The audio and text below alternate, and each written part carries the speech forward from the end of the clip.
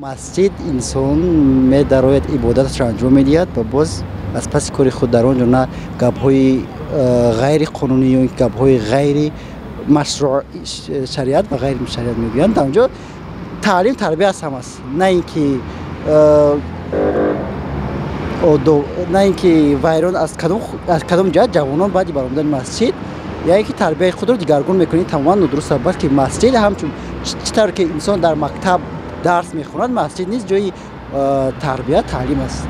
با فکر اپاجان این خود مسجد تاثیر منفی شاید نرساند، لیکن همون عقیده که همین خودی همون شخصانی که در اطراف اون جوانان هستند شاید وایو تاثیر منفی رسانند. یعنی شما ملاها را در نظر دارید یا نو هم شاید ملاها هم باشد هم رفیقانی که پیدا میکنند اینها تاثیر رسانده میتوانند، لیکن این یعنی اون را نشون نمیدهد که خودی مسجد یعنی چیزی منفی رساننده. آدم‌ها برای منفعت خودشون میروند مسجد و نخواد اونجا فکر عقیدهشون بزه برو اونجا عقیده جوان رو میتونه دیگر کنن با اون شرطی که انا جوان یعنی که گمراه باشن اگر جوانانی که عقل پورا داشته باشن میتونن که از همین اول یعنی که به این راه نروند. با فکر من بسیارتر به مکتب و دانشگاه جوانان حاضره با بسیارتر رفتنشون چی میشد که همون فکر و عقیده هایی که دینی مذهبی و فناتیزمشون بسیار نمیشه. اگر که هم خیلی جو نروند میتونه همون نمازشون در خانه‌شون هم بشینن بخونن. یعنی با فکر شما هم که مسجد عقیده مردم ناسالی میکنن؟ نه با پورگی نه نگم خیلی وای ندارم که من گفتم نمیتونم که نمیگم که آدمو نروند. خیر هر یک آدم خواهشی خودش هست. با فکر من بسیارتر به مکتب و دانشگاه رفته علم و دانششون بسیار کنن، فکرانی جهان بینیشون وسیع نمایند. نه من فکر میکنم مسجد هیچ وقت با نسل نورس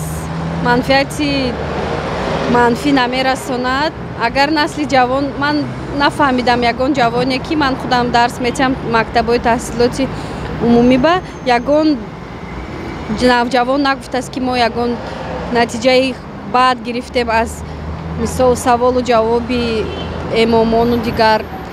اکنون مکتب مثال می آموزد علم رو مسجد برای علم اسلام رو که بسیار جریان ها هست، بسیار حزب ها هست که میکشن دوران که جوانان را اون طاعتی بوده دیگه نه که میکشن چون میکشن. راستی نمیدونم نمیفهمم.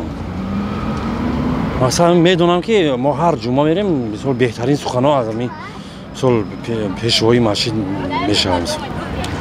هر انسان هر خیلی فکر میکنه اون چیزی که در دل تو هست اون چیز باقی میمونه. یعنی شما راضی هستید با فکرشون؟ نه من راضی نیستم. وقتی که انسان با مسجد میدارد به یک عقیده میدارد که به یک فکر میدارد که ثواب گیرد برای بنیاد نمودن عاقبت خود میدارد. یه هر خیلی گپ‌های هست ضد قانون هم هست ضد دین هم هستن که من راضی نیستم با اونها.